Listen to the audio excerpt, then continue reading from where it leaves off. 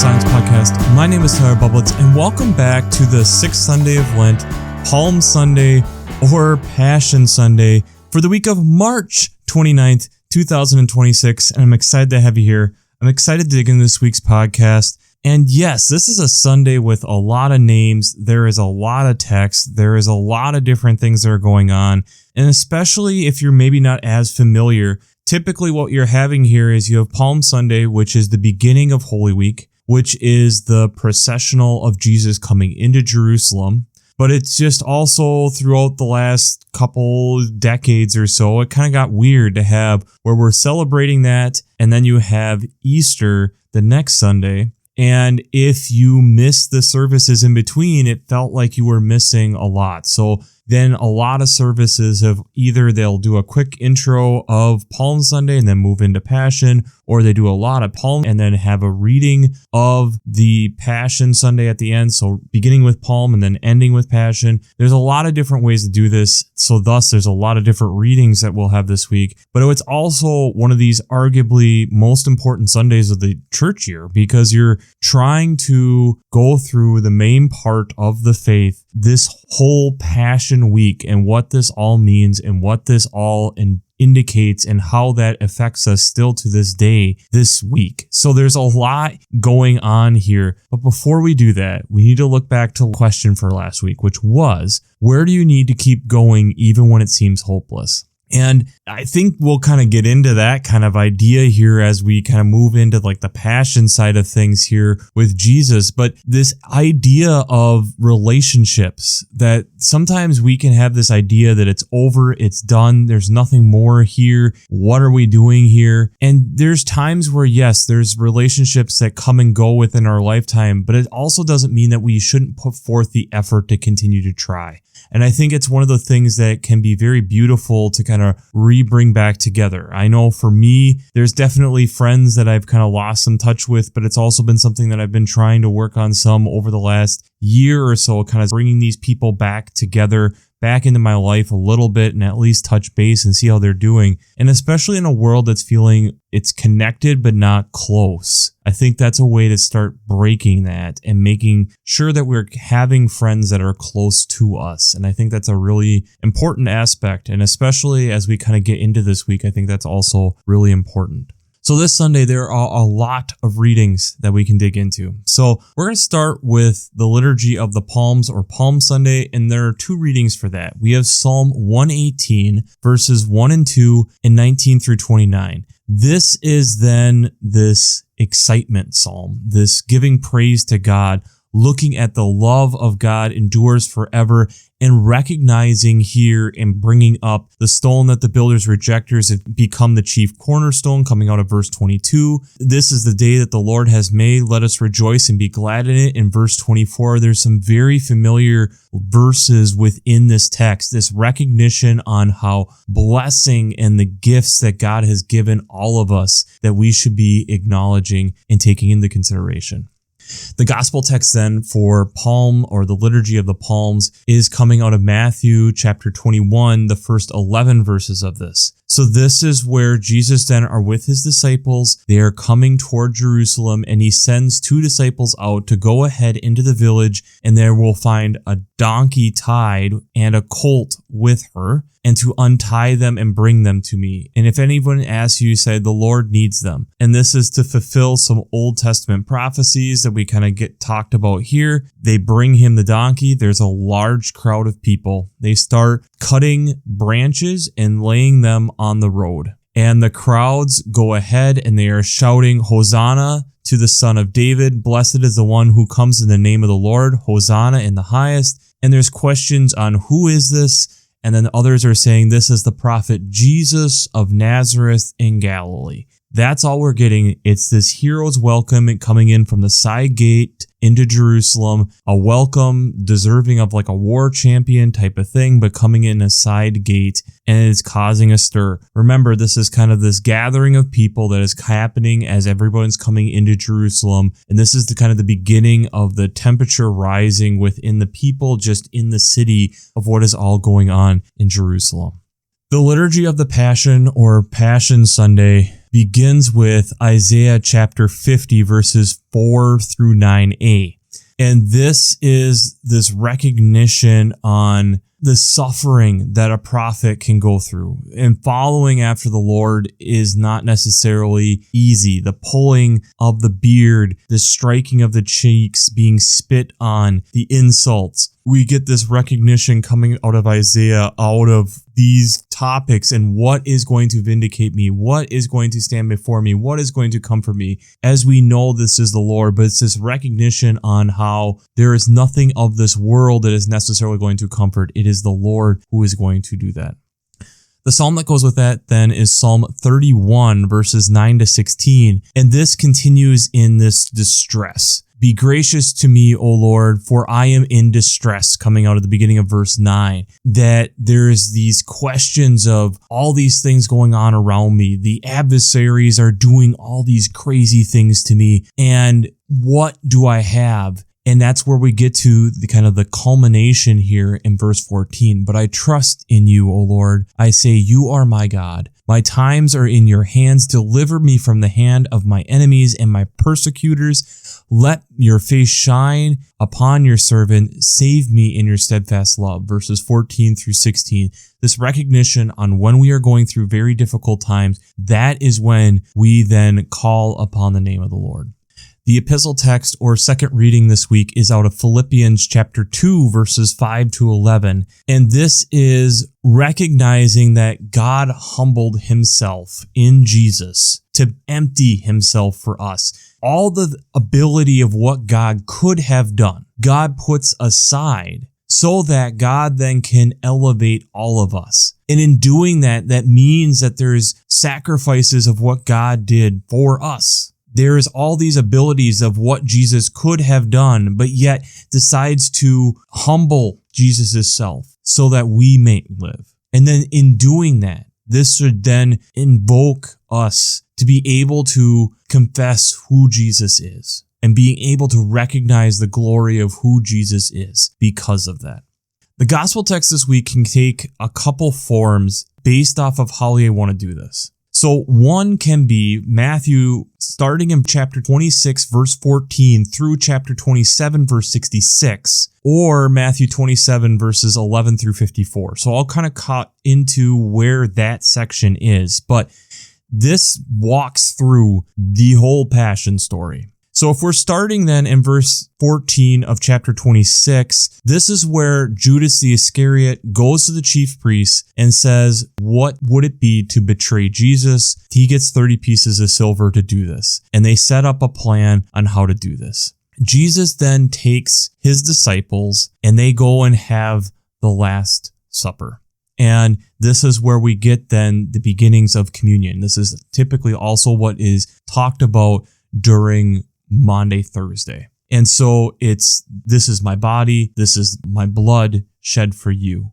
We then get into Peter's denial as Jesus then starts talking about how there won't necessarily be this bringing of people together where there will be some denials. Peter says, no, I will be with you. Jesus kind of doubles down and says, before the cock crows, you will deny me 3 times. Peter doubts this. So this is where then they go to Gethsemane and Jesus starts praying. 3 different times he has taken Peter, James, and John off with him and tells them to stay awake to pray with him. Jesus goes and prays and 3 different times comes back to find them asleep. Then finally the time has come, and this is where then Judas comes, kisses Jesus. This is the symbol that he has told the chief priests of this is who we should be arresting, and they arrest Jesus. They bring Jesus then to Caiaphas to essentially make what are the charges against him. They declare blasphemy and are mocking him and spitting on him. And this is the beginning then here at the end of chapter 26, where Peter 3 different times gets spotted by people stating, you have been with him. And again, this idea of because of the temperature of what is going on with the people, Peter doesn't really want to be associated. And the 3rd time after he denies, the cock crows, he goes and weeps. Judas then, the next morning, finding what has happened, tries to return the 30 pieces of silver, and the chief priests really don't care, don't really want it. This is where when we hear that Judas then goes and hangs himself, they then take the money that is returned, and since it's blood money, decide to go and buy some fields, some area of land to be able to bury foreigners. This is then where the shorter text, starting in verse 11 of chapter 27, cuts in.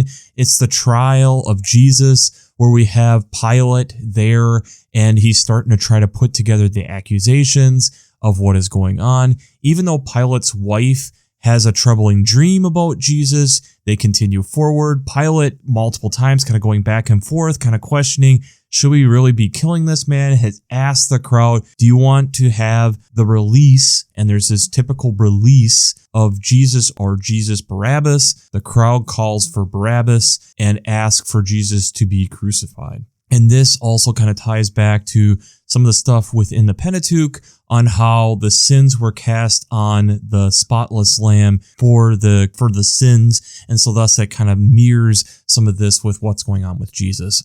Jesus then goes through the whole crucifixion process, carrying the cross up, and it gets spit on then by Roman soldiers. They're put on a crown of thorns. They're whipping him and bleeds him to the crucifixion. They bring him to Golgotha, the place of the skull, and he is offered kind of a mixed wine and gall and have their sign above him. This is Jesus, the King of the Jews, and there are two bandits persecuted on either side of him. About noon to 3 o'clock, it's fairly dark outside. Jesus cries, my God, why have you forsaken me?" Which is the beginning of Psalm 22, which is commonly understood. People would have understood what's going on. And then there is this earthquake. The curtain is torn in the temple. And this is where you start having where people are recognizing this potentially was the Son of Man. And there are definitely people of his family that are sitting there and watching from a distance, including Mary, his mother, and the other Mary. This is the end of that other shorter text. And if you go on a little bit further, we get the talking about Joseph of Arimathea, who was another disciple who then asked for the body and then wraps him and brings him into the tomb. The chief priests also, because of the turmoil that has been going on, they talk to Pilate to make sure that there is a Roman guard guarding the tomb to make sure that the body isn't necessarily taken. And thus, when they're claiming Jesus making the statements of, "I'm going to rise up in 3 days," that they would have somebody there to make sure that the tomb has been sealed and guarded and that Jesus didn't go anywhere, that this man is fully dead. But before we jump into how faith and science come together this week, we have to do a shameless plug.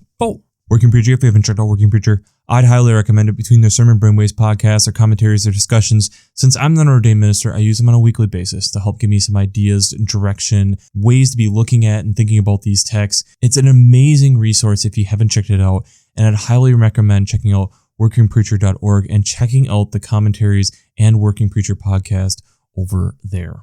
I'd also highly recommend checking out the Revised Common Lectionary coming from Vanderbilt's Divinity Library. I really enjoy how they lay out the text week to week, like having the Liturgy of the Palms and the Liturgy of the Passion all laid out, but also having art, prayers, hymns, daily readings to get you into these texts and preparing you for the upcoming weeks. If you haven't checked out the Revised Common Lectionary coming from Vanderbilt's Divinity Library, I'd highly recommend it. Finally, I'd also highly recommend checking out the Green Blades Preaching Roundtable and the Green Blades Rising publication. This is either a weekly newsletter going through ecological echoes, implications, and urgencies that cover a lot of different texts and being able to look at the lectionary week to week, but also then thinking about it from more of an ecological lens, or subscribe to the monthly newsletter that goes through and includes that, but also some different notices and different events and some more environmental theming on thinking about your theology. If you enjoy listening to this podcast for week after week, I know you're going to enjoy the stuff over there. So I'd highly recommend checking out the Green Blades Preaching Roundtable and the Green Blades Rising publication. And those will be the first link down in the show notes. I think we need to talk this week quickly about Peter.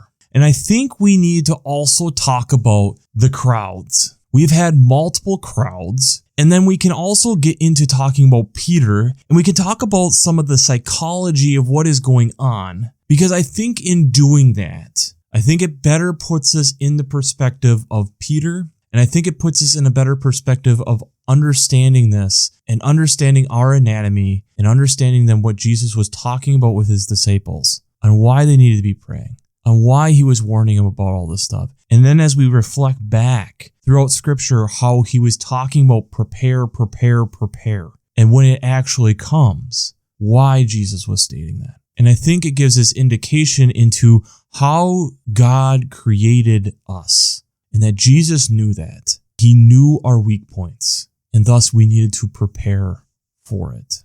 We have to think this text, like I stated at the beginning, we're covering 1 week, just under a week, basically 5 days and one Sunday here. From the entry into Jerusalem to the crucifixion, from basically like a Saturday, Sunday to Friday. There is a lot that has happened. And we've talked about in years past of different podcasts was some of what Judas was doing trying to protect Jesus. There is debate. But either way, I think we need to talk about the crowds because they are welcoming him with open arms to wanting him dead within a week. So what is going on? What I would argue is it's really manipulation.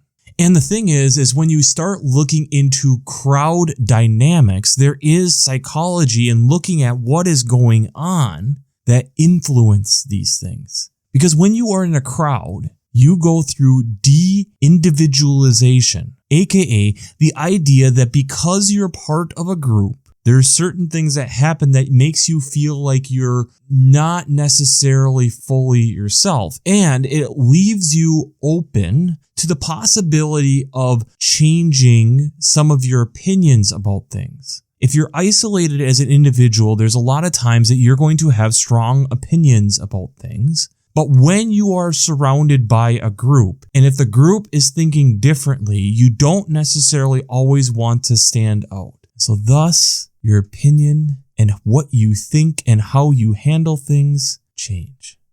So I found a kind of a video kind of going through some of this stuff and talking about it in a practical sense, but there's 3 different things that happen. First, the bystander effect. And we can definitely kind of see this as we are looking at the crucifixion scene of what are we going to do with Jesus? There's all these people there. There's a large crowd, and we have Pilate calling out to the people, what should we do?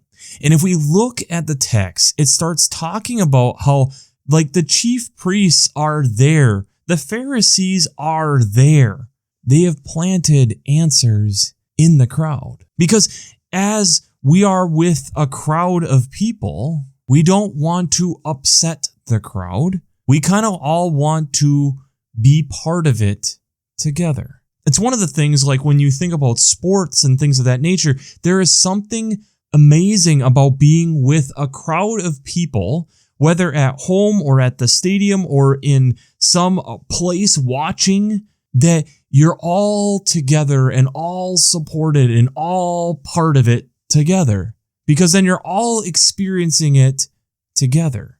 But it also can flip the other way. When something happens to somebody, everybody looks around expecting someone else to take care of it. There's so many people. Somebody will step up. Somebody will take care of this person. Somebody will do something. Thus, the bystander effect. We all, in a sense, kind of freeze, looking for somebody to stand out, but yet we're in this crowd and no one wants to stand out. We also, as we kind of talked about and mentioned with this, because we are in a large crowd, another thing that happens is we feel anonymous.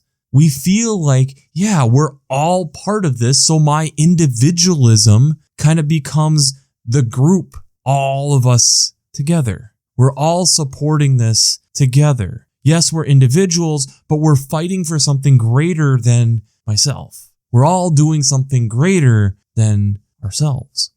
And because of these factors, and because we want to feel like we're part of something bigger, it makes us open to having our opinions change.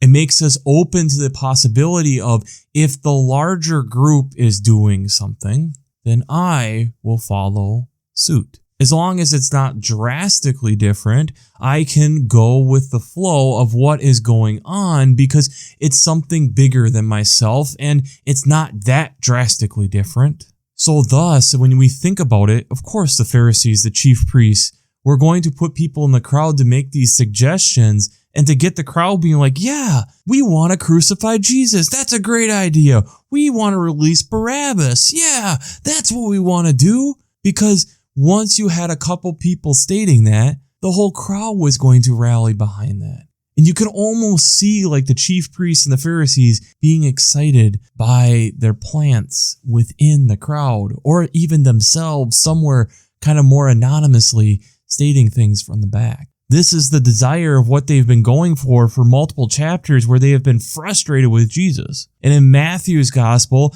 we see that last week in Lazarus, and they're upset with this man being healed. What do we do to get rid of this guy? What can we do? The planning started.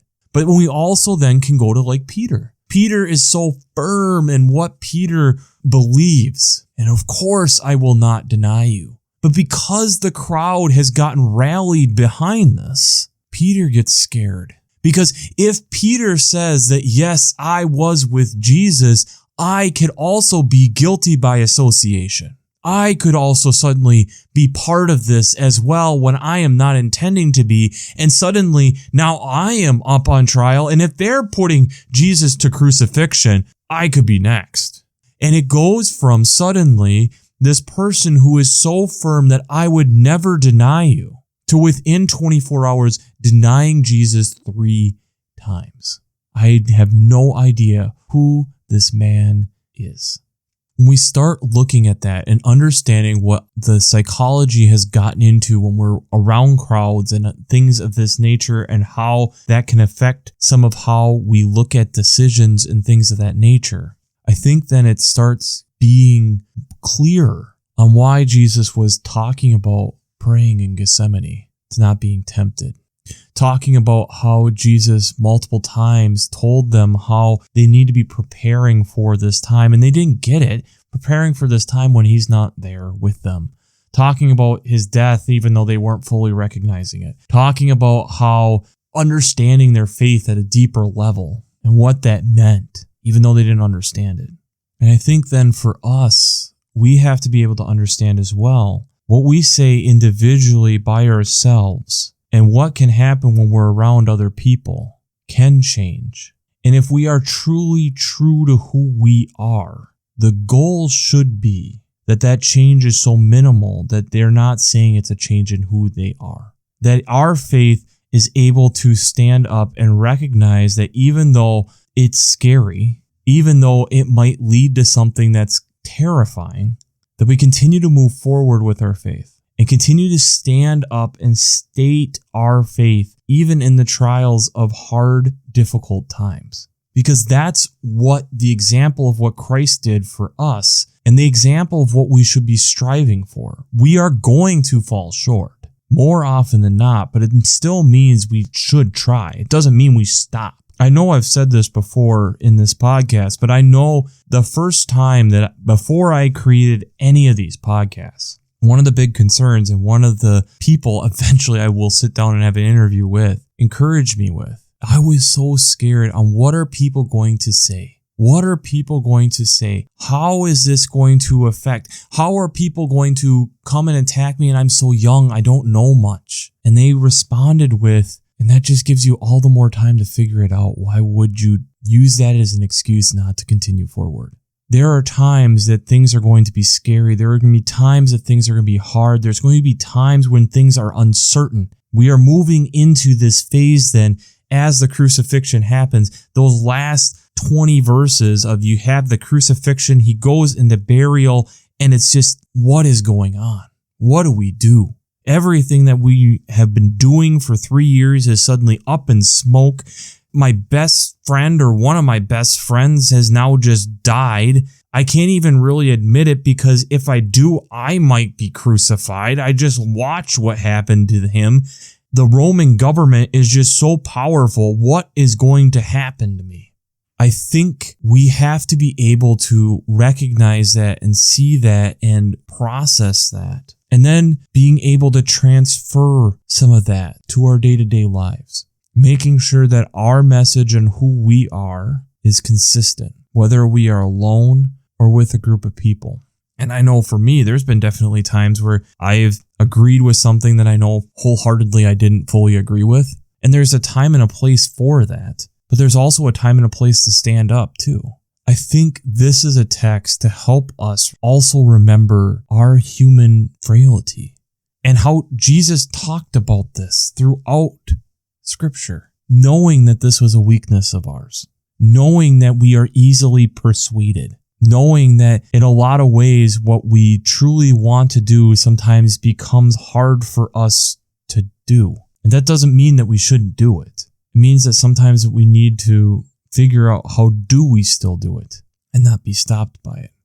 So the question I have for you this week is, when have you been with a group of people and changed your opinion for better or for worse? Where have you been with a group of people and your opinion has changed for better or for worse?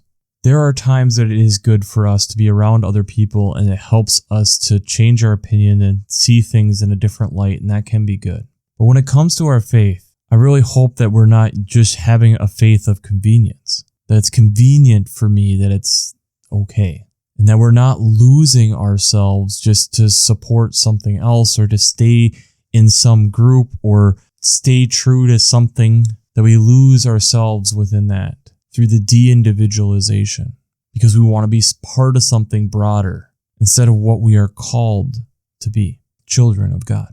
And I think it's a question that we need to be asking ourselves fairly consistently, because if we lose sight of that, we've lost sight of ourselves, and we have lost sight of our faith, and we have lost sight of where God is calling us to be, and that leads us into places where we aren't supposed to be. And that's hard. It's difficult. But unfortunately, it's part of us being human as well. But I think, as we will see over the next few weeks, we don't need to stay there. I'm going to kind of help prepare us for the next few weeks, but we have to continue to move forward. Even when it's uncertain, even when we're not sure, we still have to move forward. And that's sometimes hard, but necessary. And when we do, God meets us there in more ways than one. So as we are in Holy Week, and as we are then moving into that, I pray that we look ourselves in the mirror and make sure that we are being true to who we are through and through, whether by ourselves or in a group, and making sure that we are going through the practices to continue to make sure that we stay true to who we need to be and who God is calling us to be all the time, not just when it's convenient. So, we'll wrap this up as we always do. I pray God blesses you through your faith and amazes you through science.